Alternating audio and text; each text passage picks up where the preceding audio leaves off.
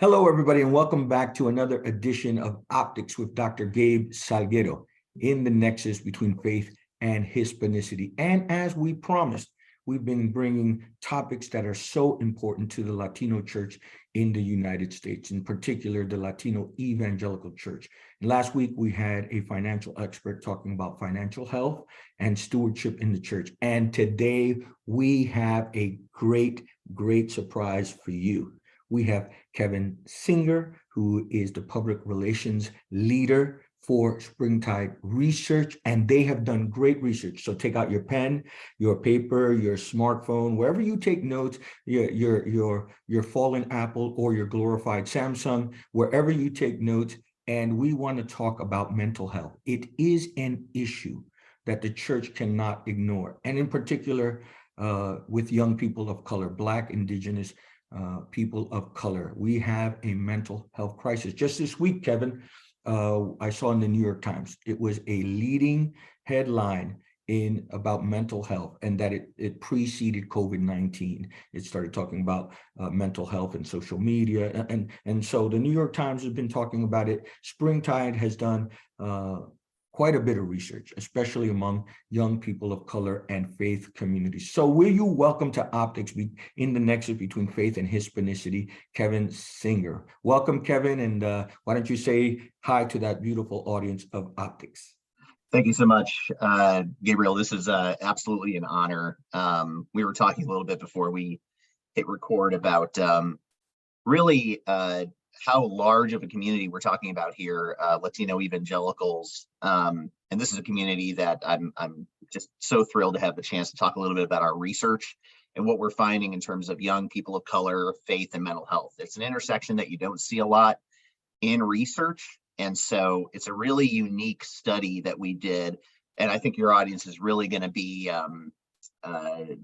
challenged perhaps, and even encouraged by some of the things that we're finding, because, you know, a lot of times in our culture, we talk about how mental health is perhaps transformative in a negative way, but the power of faith and the power of healing can be transformative in a positive way. And so I'm hoping that I'm not just here to be the bearer of bad news and, you know, oh, things are getting worse and worse and everyone needs to listen up, but hopefully audience members walk away feeling like, you know, whether they're a pastor or a lay person or someone in a youth leadership, that they can make a formidable impact on the young people in their congregations in the area of mental health. Well, look, Kevin, we are thankful for what Springtide Research has done. We're thankful that not a lot of people have done this type of research of the nexus between faith and mental health. And then you add that third layer, right? Faith communities of color, right? Hispanics being one, but African American, Asian, and not just Christian. You talked about other faith traditions that have impacted for the better the mental health of young people of color. And the research, if I remember it well, is called Navigating Injustice, a closer look at race, faith, and mental health. A closer look at faith, race, and mental health. Those are, any one of those three topics is a world. It's just the three tie. And then you're talking about young people. I'm telling every pastor, every denominational exec that listens to Optics, every youth pastor, every teacher and educator, that this is a research work unpacking. Recently, Jeanette and I were part of APA, American Psychiatric Association. There was a summit of faith and mental health, but not this degree of specificity around young people of color.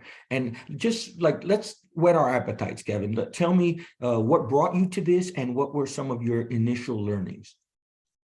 So a really, really amazing colleague of mine, Dr. Nabil Tweme, she led the study. She is Latina. And what brought her to this project, I know, is simply the fact that at any time you do research, you need to make sure you're studying something that is actually making a contribution to the field. And, you know, Springtide, when you look at everything we've done over the last few years, it's a bit to push back on some of these common narratives you see in the media, one of which is, you know, young people are the least religious generation yet. You know, they're all leaving the church. You know, don't expect any young people to come to your church. They're all becoming non-religious. And then you've got another narrative, which is young people are drowning in mental health struggles. Nothing works. Nothing's helping. They're going to their smartphones in droves, but they're not finding healing or hope there. And for us, we're like, that's not good enough, because we still, as adults in society, have a responsibility to care for, guide, and walk alongside young people. Because if we're not doing that, then there's no future for the church. There's no future for any faith community. And so, some of the biggest learnings, I guess, if I could sum them up, is number one, faith has nothing but a positive relationship with mental health for young people. So, a lot of times what you see in media, if you're scrolling Twitter, is young people are facing, trauma and abuse in religious contexts. That's a very kind of hot narrative that young people are seeing. They're not finding healing in religious communities. They're only walking away with baggage, right? So that's the typical narrative. But when you look at our data, not only do most young people, and especially young people of color, identify as religious and spiritual, like 3/4 or more, but young people who are very spiritual or very religious, their mental health scores are formidably higher than young people who don't identify as religious. So like religion still works. Well, this Spirituality is still interesting, works. Kevin. I appreciate that fact, because that might shock people, especially people Yes. who are superficially talking about the subject. That young people who identify as deeply religious or deeply spiritual have increased, or I don't know what the language is. I'm not a mental health professional, but they have better mental health. I remember Yes. when I was doing my PhD, there was a professor of psychology and faith, Dr. Ulanov, who talked about that faith is somehow connected. Good faith, let's call it that, right? Good faith, healthy faith is connected to better mental health. Yes. And a lot of people don't know that, because it's almost counterintuitive to what we sometimes read in the headlines or see on Twitter or TikTok or all these other platforms. Mm-hmm. And the other thing too, to go to sort of the second major theme, is that race is good for mental health. So it's Come not on. just faith that's good for mental health.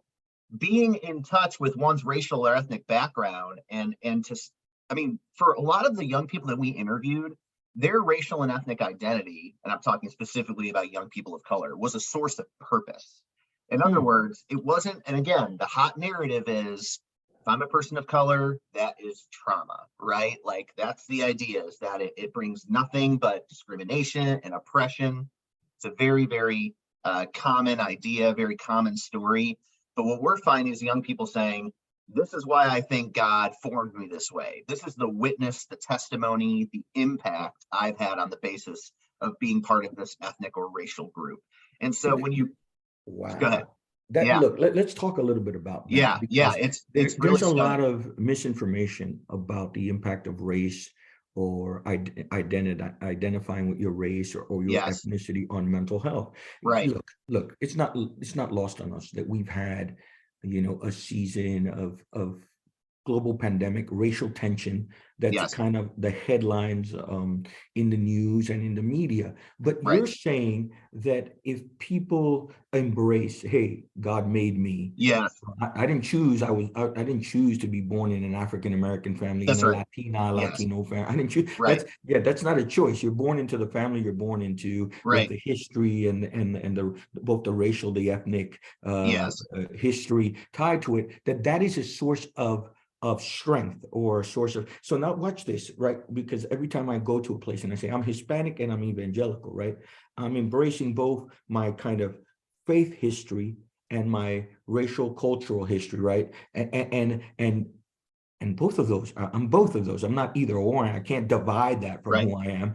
Right. How did you see those things coming together to inform or frame the mental health of these Yeah. young people? So a lot of particularly white religious, contacts, communities, leaders don't understand is you can't parse that for a young person of color. And this comes straight from our data. They don't parse out their faith identity and their racial ethnic identity. For them, those things are deeply and intimately intertwined. And if you're like a first generation young person or second generation, like immigrant young person, they're virtually indistinguishable. Like they can't imagine, being of a certain faith and not being of a certain race or vice versa. Like those identities are so closely coupled. And so I think what the obviously the clear implication is when we dumb down race because we feel like it's divisive, or because we feel like, well, we can't be a unified church community. As Jesus said, I and the Father are one. I pray as they are one, as we are one.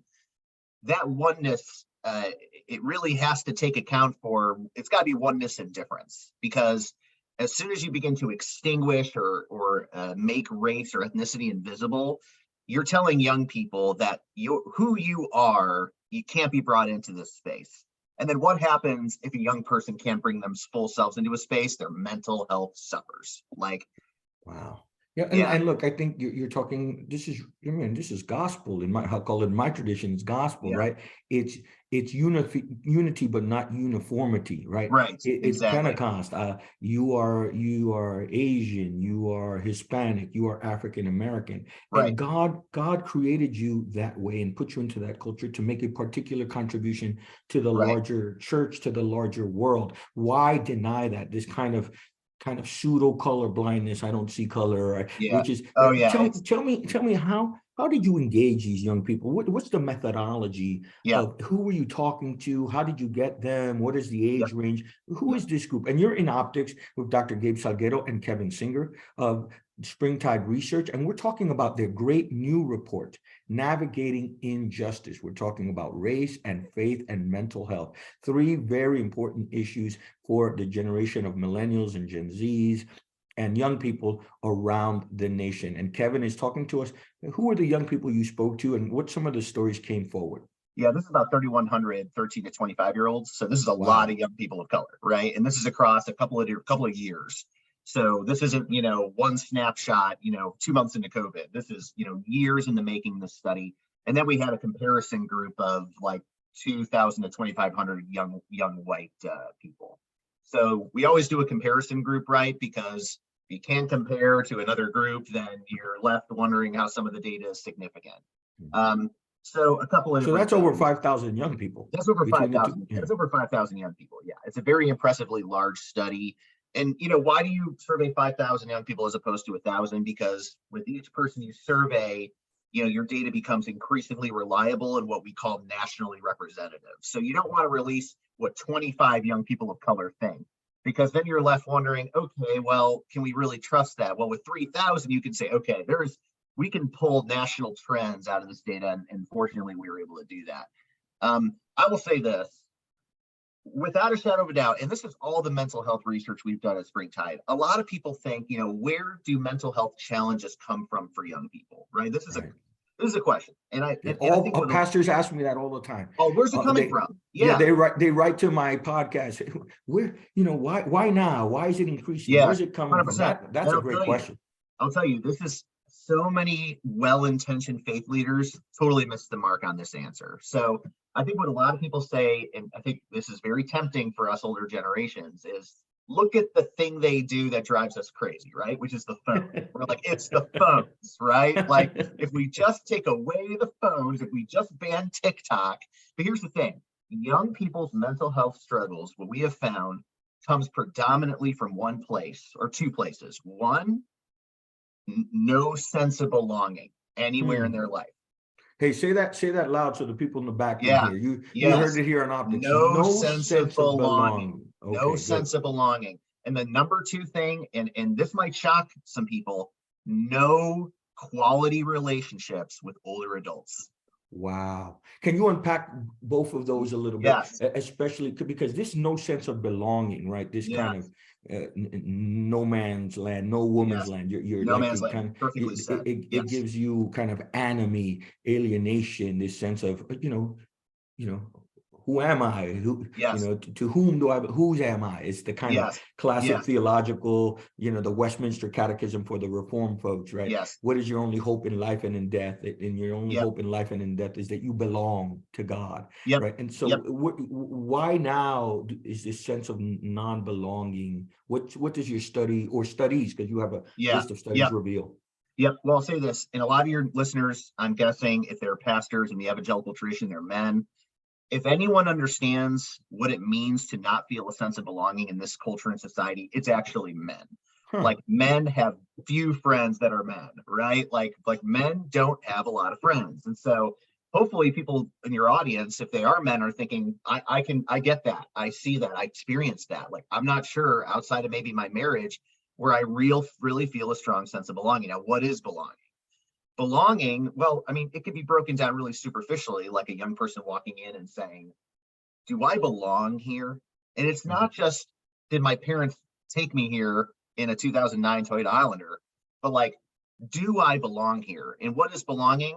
It's actually a really basic thing. We break it up into three ideas. The first is simply being noticed, right? Like, how many young people come inside and outside the doors of stuff and people kind of just dismiss them, right? Like, oh, they're just a teenager, lots of emotions, like, and we tend to talk about young people like that with other adults, right? Like, oh, how's it like raising teens, right? And it's, some of that is a bit of the fruit of the tree of dismissiveness. Like, we just don't see them.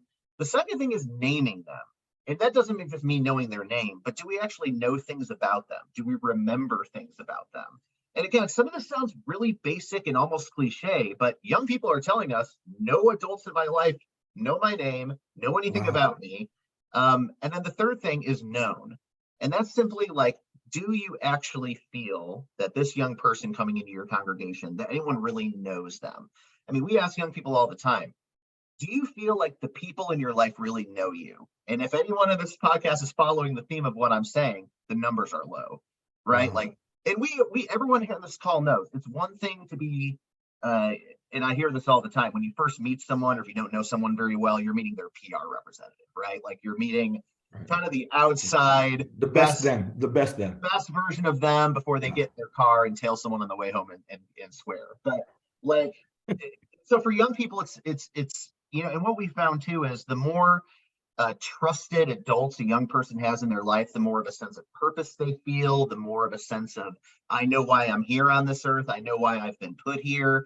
And again, I think older people, count themselves out. They think, oh, young people just want to hang out with their friends. We don't realize how formidable it can be to actually like engage a young person, like actually engage with them, spend time with them, share things with them, be vulnerable with them. These are the things that they just don't have, and their mental health is suffering as a result. This is important because you're naming two things. You're naming kind of belonging, and then relationships with people of other generations. And in the kind of belonging, the noticing, the naming, and the knowing, right? And so that has an impact for people who work with young people, right, in ministry. Not just, they don't work to, right? They're not the object, they work with, they're empowering and being empowered by young people, the kind of noticing, the naming, and the knowing. But this other piece, which a lot of times when we do ministry, we're like, you know what, let's just put another young person that's like them in the ministry. And so they're only relating with people of their own generation. But you're saying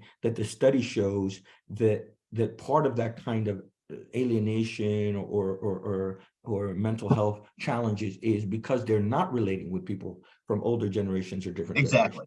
Exactly. And again, you're not going to see this narrative in the media. What you're going to see is young people are dying and it's getting worse. Like, and it's, unfortunately, that's just not enough. That's not enough for faith leaders to feel any sense of directive about. So bringing it back a little bit to young people of color, because that's what navigating injustice is about. That's right, because that's another complexity, right? Because look, in optics, one of our phrases is we got to be like B'nai Yishakar, the sons and daughters of Issachar. We got to understand the time, but then we got to know what to do. So now it's young people writ large, but then there's the complexity of young people of color, young men and young women of color. How does that fill the narrative? The biggest mistake that faith leaders and communities make is when they sit in that leadership meeting and they say things like, don't make this about race. That is the biggest mistake a church can make, because the second you tell people to leave race at home, you might as well tell them to stay home. And I'm talking specifically about young people of color. Well, speak about text. Give me texture to that. How did the young people express that? The 3,000 young people of color express that in their faith conversation. Imagine if a church said to you, if you're a Christian, stay home. How absurd would that sound, right? Or don't bring real transformative faith into this context. We're the frozen chosen. We got cobwebs all over the baptismal. Like, stay home, leave real faith at home, right? The appearance of godliness, but denying its power, right? Right. So we would say, like, that's absurd, right? take that same level of absurdity and apply it to, if you want to think about what it means for you to be Christian and Black, or Christian and Latino, or Christian and Asian, like, leave that at home. That is how absurd that sounds to a young person of color. And again, the big mistake is sort of extrapolating race and saying, politically speaking, this is not a safe idea. This is not a safe, or we just take it for granted, right? We use these like, like we're one people we talked about before, sort of, we don't want to divide people into Jew or Gentile or Greek or, male, female, God kind of reconciled those divisions in Christ. And gosh, that is such a mistake. The most common refrain we hear from young people is that, like, when I walk into a context and I don't feel like I am being challenged or inspired or encouraged to think about the relationship between my racial and religious identity, like I don't feel like I belong. And here's the thing. That's so good. Yeah. Because look, I think sometimes we make theological statements that are incomplete or misinformed, right? They're truncated. Right. Because a theological truth that we are all reconciled in Christ does not obfuscate the sociological truth that we are different racially, different economically, right? Not even in the book of Revelation, right? Revelation 7:9 says that John saw them from every tribe, nation, tongue, right? So even in the end, right, this is the eschaton, all things are reconciled, and John still sees the difference. I saw the differences. Yes. Right? And so somehow we think that reconciliation means we obliterate differences, and that's kind of not, it's first of all not good sociology, and it's definitely not good theology. It's not what the gospel says. You could still be a Jew, you could still be a Gentile, you could still be who you are in Christ, and bring those differences to unity but not uniformity. But the impact on mental health, you're saying, is devastating. Is cannot be underestimated. I think that's why I said while you were talking, it is a mental health threat to the youngest members of your congregation to never ask them the question, like, have you ever thought about, like, your background, your cultural or ethnic or racial background, and, like, what does that mean to you as a person of faith? Like, have you ever considered the relationship? Like, and that doesn't have to look like asking them in the lobby while they're stirring their coffee, right? Maybe it's something you bring up as a theme or a sermon series in youth group, like something that really engages the issue. My fear is that the evangelical church, in an effort to push back against identity politics, has swung so far the opposite direction that we don't want to look at anyone's identity, because we're afraid that if we do, all of a sudden everyone's going to be a they, them or something. But it's like, we've got to find meaningful, authentic. But here's the thing: how can faith leaders do that best? They have to model it, and this is where older adults, and particularly those post like older than millennial generations, can really struggle. Like, to be transparent and vulnerable about how they themselves have navigated the tension and the possibilities that come with racial, ethnic identity and faith. That's helpful. That's helpful, because what you're saying is, if we're going to empower these young people and embrace who God made them, we have to have a gospel theology of race, right, of culture. And the gospel is full of it. I mean, we just have to do the work. We have to know the gospel and how the gospel speaks. Tell me, did some of these young people share with you what the best practice is when they felt most empowered? Was that one of the questions? Like, what are the like winning testimonials, for lack of it, or transformative testimonials? I'm going to read a quote that I think your audience is going to love, and here's how it goes.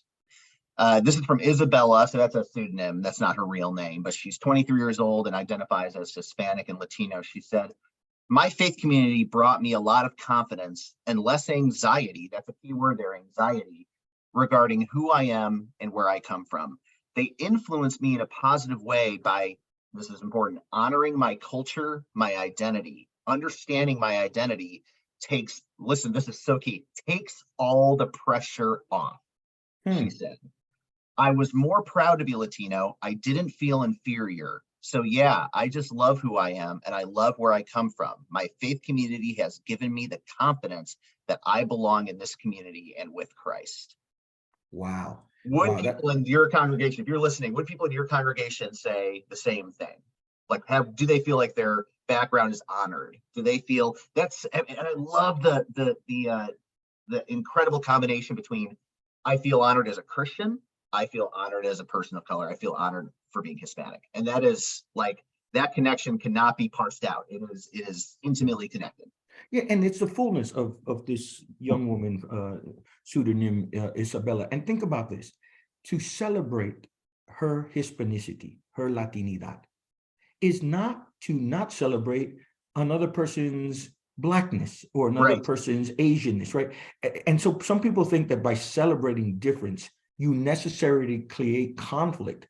When right. actually the opposite could be true, where you're saying, because God loves every culture and every race, when you celebrate individual races, you're saying we can honor across the racial ethnic spectrum the particularities, the difference, without creating kind of a hierarchy of race, right? Yes, Celebrating some, to say, hey man, I celebrate my oldest son, is not to say I don't celebrate my youngest son, right? that's right. And so I think Yep. that we have to kind of do that work of celebrating a culture is not denigrating another That's right. culture. And sometimes we get defensive around that.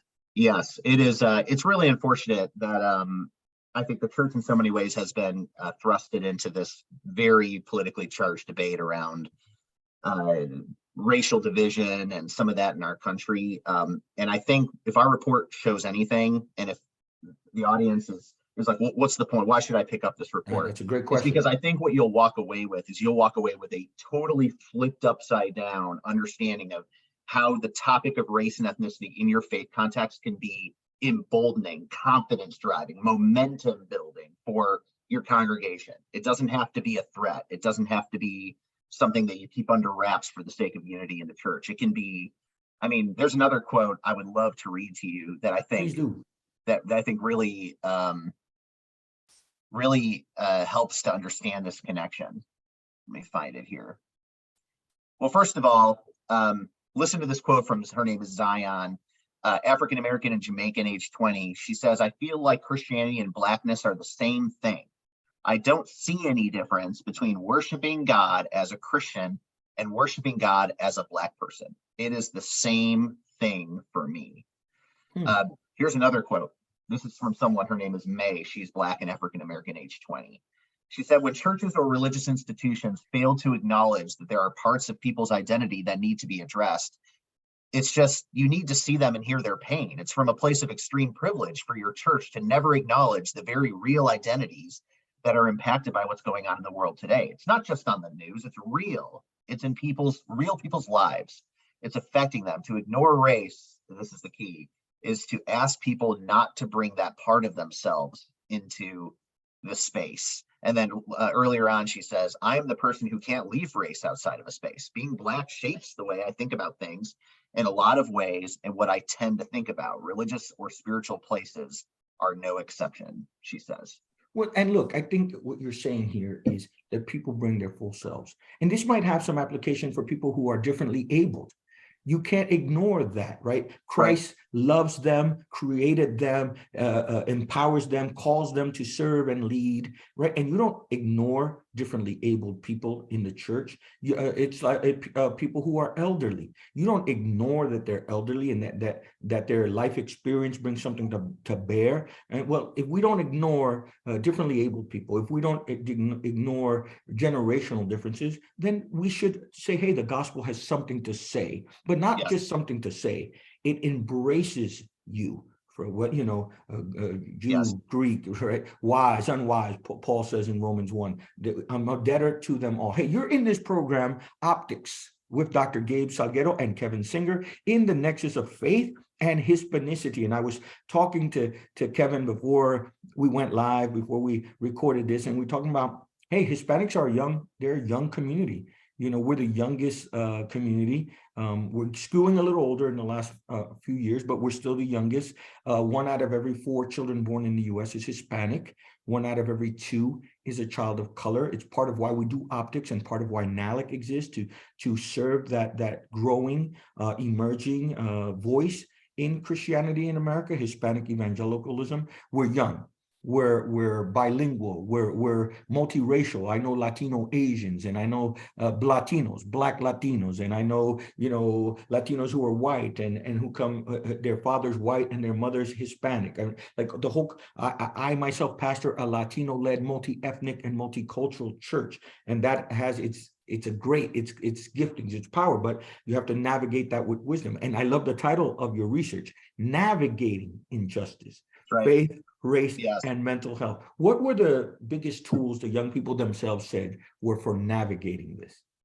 Yeah, that's critical. I think what your audience should consider is that you know, we love to say in church, and especially, you know, those in youth ministry, like one lock-in or one retreat can have the power of 1,000 sermons, right? And I think if we're honest, going back to earlier in our conversation, it's because it is so effective at creating a sense of belonging. Like, and I think even when we look back when we were young, like having that sense of belonging. I remember me and one of my friends had a lake house, and like we would go to his lake house and we would shoot fireworks all over the sky, and I got hit in the face with one time. Oh, But like that is something I'll never forget, like that sense of belonging on the beach surrounding the campfire, right? Like, so to use that same idea, one meaningful conversation between a young person in your congregation and you about their experiences navigating, for example, racial injustice, and how their faith sort of formed around those experiences and maybe gave them hope in those experiences or helped them to understand those experiences, could be the equivalent of 6 books, right, on race and racial reconciliation. Like, I think if people walk away from this feeling any certain way or what they can do, it's just engage the conversation. And before you do it, reflect a little bit about how you yourself have navigated maybe racially unjust situations in your own life, using your faith as a tool to help you navigate those things. I think if you can identify how you've done it, you can speak to young people about how you've done it. They can take that wisdom from you and try to do the same thing. well, So and that's insightful, because what you're saying is you have to create the space. Create the space for grace, for conversations. Most young people won't just come up and ask, even if they're struggling with it. You have to create intentional space for the conversations. And what I think I hear the research saying, it has to be a multi-generational conversation. It really does. And the other thing too, and this is something that you'll see in the news too, and it is true, is that young people don't trust institutions right now. There's a lot of distrust. That's why, you know, they don't watch polished videos anymore. They watch videos of people like in a sweatshirt they look like haven't showered in weeks, jumping up and down on TikTok, and they say that is the funniest thing. That's awesome. That's like, awesome. They want it raw. They want it, you know, no filter. They want it because they can sense a lack of transparency from a mile away. And so that's something critical. A program at your church is not going to create a sense of belonging. A program is not going to help them see the connection between race and faith. A person has to do that. Oh, that's good. The incarnation, right? I mean, yes. it's about, and again, it's cliche. I've been in church planting, and I understand that's cliche. It's not programs that save people, right? Like, let's stop doing bigger and bigger programs. But what's funny is I think older adults still have a rather programmatic approach to reaching young people, where it's like, if we just get them in the door and they experience the program. But again, a program can't tell them the experiences you've had navigating race, mental health, and faith. Only it's beyond event driven. It's relationally driven. It's person to person. We call it relational authority in Springtide, which is in comparison to institutional authority, right? So institutional authority is like, I'm an elder, I'm a pastor, I'm someone you should respect in our community. That does not reach young people the same way anymore. Like, it is relationship on the basis of which a young person says, they can tell me what to do. They can influence me. It's on the basis of relationship, not on the basis of pedigree or resume or how many generations or any of that stuff. It is, they want to know you are a real person who's faced real issues. If you can find a way to just tell a story to a young person about how you have felt pain, grief, where you've seen hope, and you can be authentic about it, gosh, again, that's like a high school lock-in. You can make incredible strides with young people if you're willing to do that. Well, and that's the power of testimony and lived experience, right? You're sharing your testimony. In my tradition, right, I'm Pentecostal, you know, men and women are in leadership. They share their story. The next generation hears it, interprets it, gives their story, that storytelling. That's important. Listen, you're on your program, Optics with Gabe Salguero, and today we have the gracious visit of Kevin Singer. He's part of the Springtide Research and their recent report, Navigating Injustice on Faith, Mental Health, and Race, particularly with people of color. We've seen a lot been written about people of color, a lot written about mental health, a lot written about faith, but you're talking about all three in this report. And before we leave, I just want to ask you two things. How can people access this report? How can leaders access this report? And what is your hope that they get from it? That's one. And then I want to ask you, what's your parting word of hope for optics? Yeah, and I love that emphasis on hope. We are a people of hope. We are a people who live, we are people of the day, right? And I lift my eyes up to the hills. Where does my hope come from, right?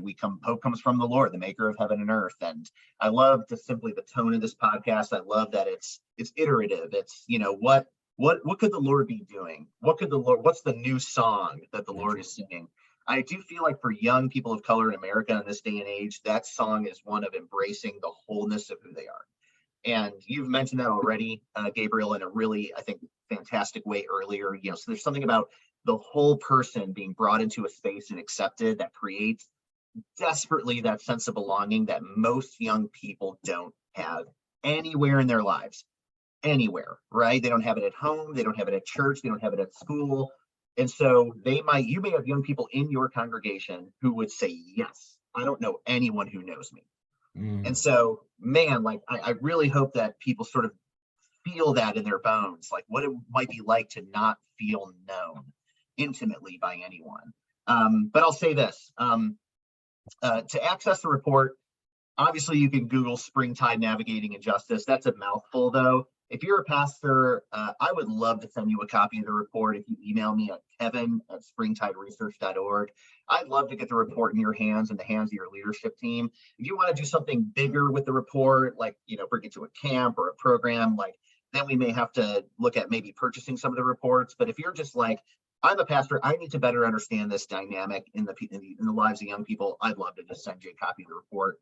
And last word of hope, Jesus is still working through his spirit the same way that we saw on the day of Pentecost, right? Like God is still redeeming, restoring, and giving value and worth to people from all tongues, tribes, and nations. And I think that is the hope we have, is that young people are not seeing their race as something that is going to lead to trauma and discrimination. They are looking for opportunities to use their racial and ethnic identity for the glory of God and for the good of his kingdom. And I think if you could just see race and ethnicity in your context that way, as a tool that can be used by God to spread his fame and his glory all over the earth, I think there's endless possibilities of the great things God can do with that. Well, ladies and gentlemen, you are in your podcast, Optics, the intersection of faith and Hispanicity, faith and Latinidad. And we had the awesome visit of Kevin Singer, sharing with us his reports from Springtide Research. They have that's not the only report. They have Navigating Injustice on Faith. They have reports on young people and mental health. And I encourage you to read it and enter into dialogue. And if you have questions, do email Kevin. Thanks for being a part of our program, Kevin. Thanks, Springtide, for this report that I'm sure will get into the hands of people who so desperately needed to respond to the issues of mental health and race and diversity. And so thanks for joining. And it'll be till the next time. En tu programa Ópticas con el Dr. Gabriel Salguero en el nexo de fe e hispanidad. Till the very next time, have a good one.